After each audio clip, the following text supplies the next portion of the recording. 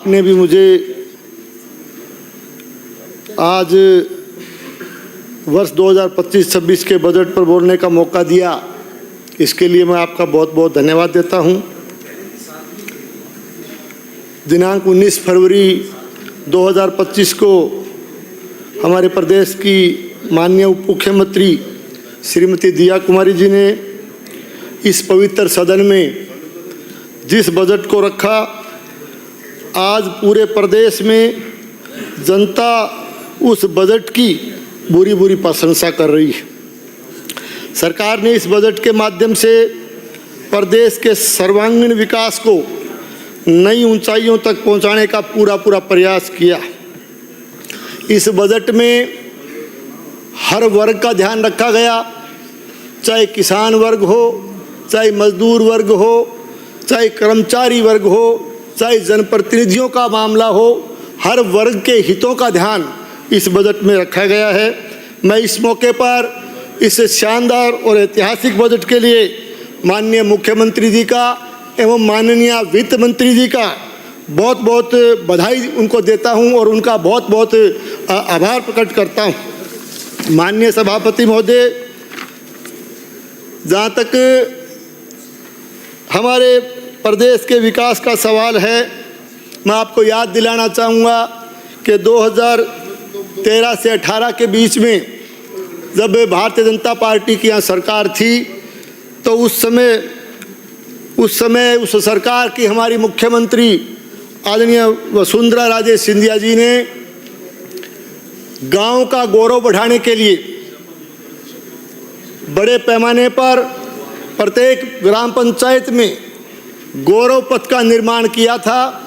उसी गौरवशाली परंपरा को आगे बढ़ाते हुए आज हमारी वर्तमान सरकार ने भी 5000 से अधिक आबादी वाले ग्रामीण कस्बों में अटल प्रगति पथ बनाने का एक ऐतिहासिक निर्णय लिया है। इसके लिए मैं माननीय मुख्यमंत्री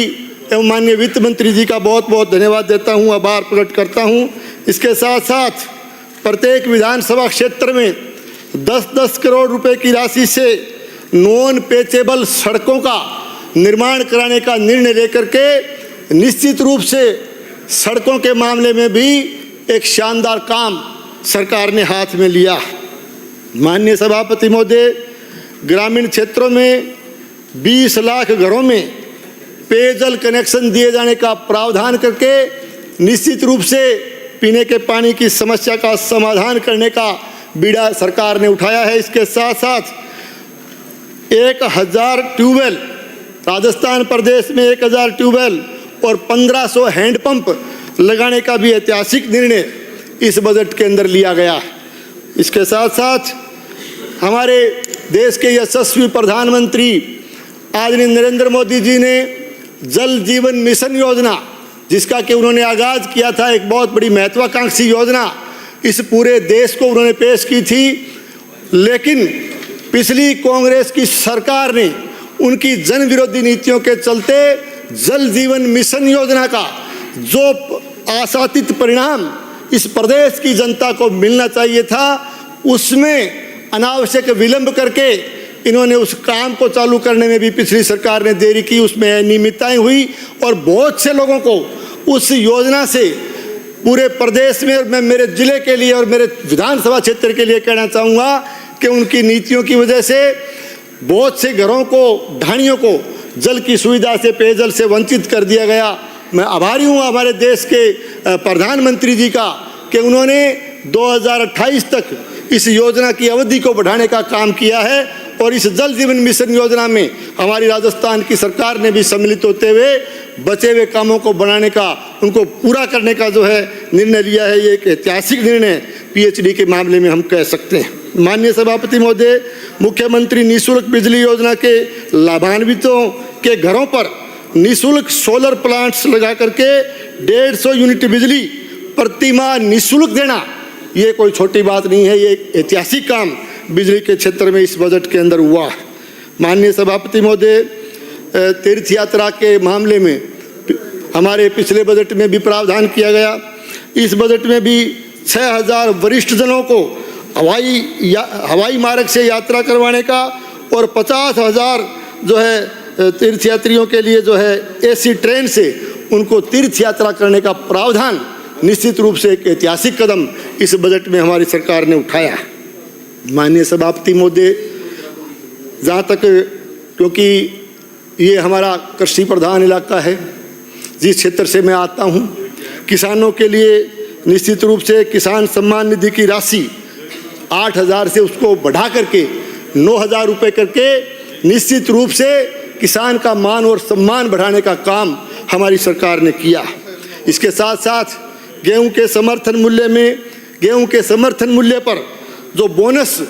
जो दिया, पिछले बजट में भी प्रावधान किया, उस बोनस को बढ़ा करके 150 रुपये करने का प्रावधान करके किसान के हितों की रक्षा करने का काम हमारी वर्तमान सरकार ने इस बजट के माध्यम से हाथ में लिया है।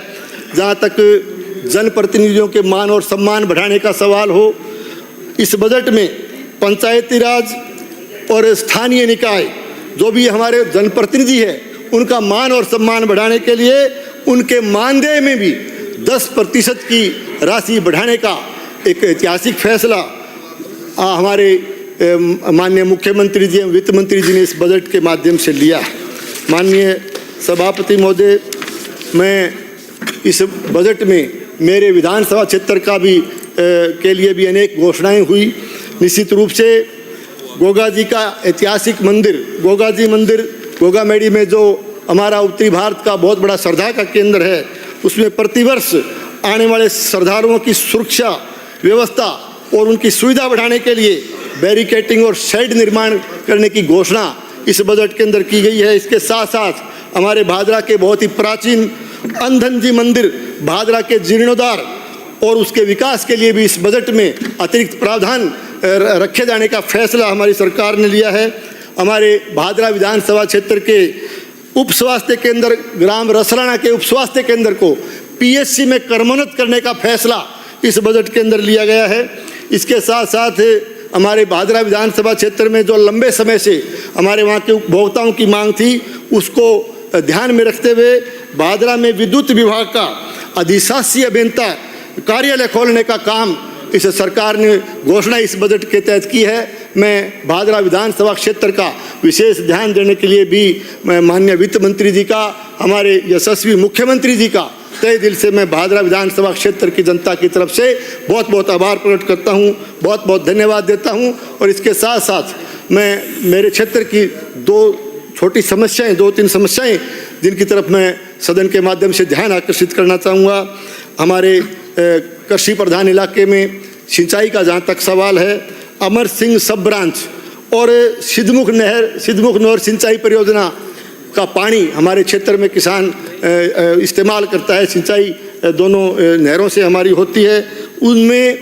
खाड़ा निर्माण, खाड़ों की हालत जीर्ण शीर्ण है, तो खाड़ों के नवीनीकरण और उन खाड़ों को नया बनाने की मांग भी लंबे समय से है। तो मैं मांग करता हूं आपके माध्यम से कि खाड़ा निर्माण के लिए इन दोनों सिंचाई परियोजनाओं में जो है बजट देने की कृपा करें। और इसके साथ साथ भादरा में एक बाईपास की घोषणा पिछले बजट में की गई, उसमें कुछ शेष कार्य जो बकाया था, जैसे भादरा राजगढ़ से भादरा सावा रोड तक उस बाईपास की घोषणा पिछले बजट में की गई। अब मैं मांग करता हूं कि भादरा सावा से भादरा नोड तक, इस नोर रोड तक इस बाईपास को बढ़ाने की आप कृपा करें। और साथ में क्योंकि वहाँ रेलवे की लाइन है, वहाँ रेलवे ओवरब्रिज बनाया जाए, ये मैं आपके माध्यम से मांग करना चाहता हूँ। शहर भादरा में भी पानी की निकासी, बरसाती पानी के निकासी के लिए ड्रेनेज की स्वीकृति प्रदान करने की कृपा करें। आपने समय दिया, इसके लिए बहुत बहुत धन्यवाद। बजट में सिर्फ सपने